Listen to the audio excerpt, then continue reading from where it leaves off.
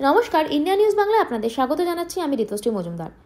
লোকসভা নির্বাচনে পশ্চিমবঙ্গে কংগ্রেসকে কোনো ধর্তব্যের মধ্যেই আনছে না তৃণমূল সুপ্রিমো মমতা বন্দ্যোপাধ্যায়। একাই নির্বাচনে প্রতিদ্বন্দ্বিতা করার সিদ্ধান্ত নিয়েছেন তিনি। সেই পরিস্থিতিতে এবার মোদী সরকারকে আলটিমেটাম দিয়েছেন মমতা বন্দ্যোপাধ্যায়। কেন্দ্রীয় সরকারকে সব বকেয়া পরিশোধের জন্য 7 দিনের সময় বেঁধে দিয়েছেন তিনি।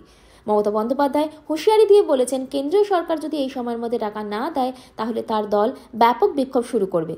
দেশের 75তম প্রজাতন্ত্র দিবসে রাজ্যপাল সিভি আনন্দ বোসের আমন্ত্রণে রাজভবনের অনুষ্ঠানে যোগ দিতে গিয়েছিলেন মুখ্যমন্ত্রী মমতা বন্দ্যোপাধ্যায়। সেই অনুষ্ঠানের পর মুখ্যমন্ত্রী বলেছেন, কেন্দ্রীয় সরকার টাকা না দিলে তৃণমূল রাজ্য জুড়ে ব্যাপক প্রতিবাদ শুরু করবে।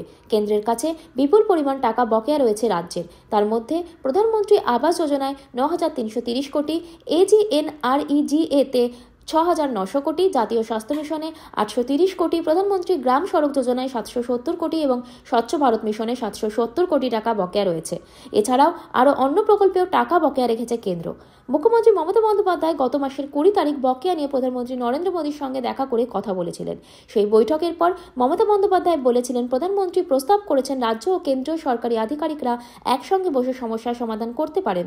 তারপর থেকে 1 মাস কেটে গেলেও কোনো ব্যবস্থা নেওয়া হয়নি বলে অভিযোগ করেছেন মুখ্যমন্ত্রী। এই মুহূর্তে রাজ্যে শিক্ষা নিয়োগ দুর্নীতিতে কেন্দ্রীয় সরকারি তদন্তকারী সংস্থাগুলি তদন্ত চালাচ্ছে। কেন্দ্রীয় এজেন্সিগুলি তদন্ত চালাচ্ছে রেশন দুর্নীতি নিয়েও। এছাড়া মুখ্যমন্ত্রী যেসব কেন্দ্রীয় প্রকল্পগুলিতে টাকা বকেয়া থাকার কথা বলেছেন সেগুলিতেও ব্যাপক দুর্নীতির অভিযোগ উঠেছে। তবে মুখ্যমন্ত্রী এইসব অভিযোগ মানতে সেরকম একটা রাজি নন। তিনি ইডি সিবিআই এর অভিযান ও গ্রেপ্তারের বিরুদ্ধে সরব হয়ে দলীয় নেতাদের পাশেই দাঁড়িয়েছিলেন। ইন্ডিয়া নিউজ বাংলার সাথে যুক্ত থাকুন আর দেখতে থাকুন বিশেষ বিশেষ খবর।